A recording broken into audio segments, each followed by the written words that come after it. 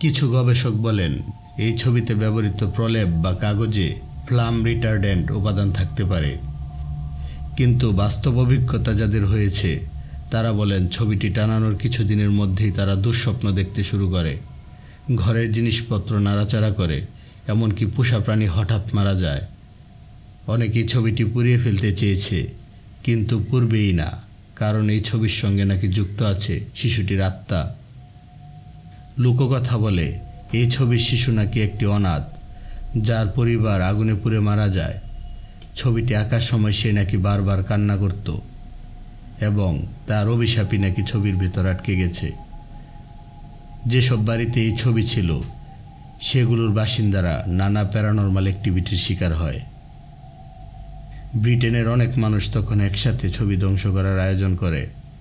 একে বলা হয় the mass burning of the cars painting.